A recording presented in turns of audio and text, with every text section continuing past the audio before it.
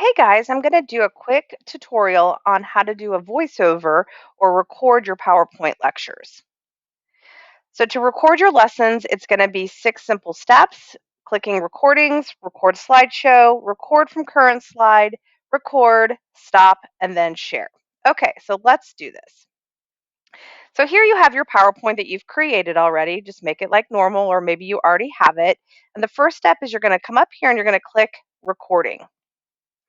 Then you have a little bar over here: record from slideshow, screenshot, screen recording, video, audio, save as a show, or export as a video. So we're going to start with the first button, record slideshow. And you have some options. You can record from the current slide, and we're on slide 2, so I'm going to do that, or you can record from the beginning. So let's record from the current slide.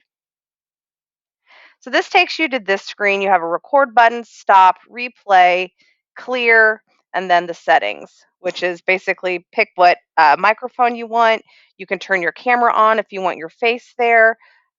You can also make your pen a different color if you want, but I'm just going to, for this tutorial, it's just recording your voice. So I'm going to click record. It'll give you a countdown. Hey guys, today we're going to record our lessons in 6 simple steps: clicking recordings, record slideshow, record from current slide, record, stop, and then share. Now I'm clicking stop, and I can replay it to see if I like what I did. Hey guys, today we're going to record our lessons in 6 simple steps: clicking recordings, record slideshow. And you can see down here it's recording or playing back my 13 seconds of audio. And I'm good with that, so I'm going to stop it. And then I can go to my next slide if I have one. I can go back to the previous slide, or I can just click the X to close. Okay, now what you're going to see down here is a little microphone that shows that my recording is there. I can play it back. Hey guys, today. Okay, so you have your recording on the slide. You can go to the next slide and record onto this one, etc. So let's say I've completed my voiceover. It's super simple. I'm just going to click share up at the top. You can upload it to OneDrive. You can send it as a PowerPoint presentation, like in an email. If you make it a PDF, then they'll have to click on the microphones.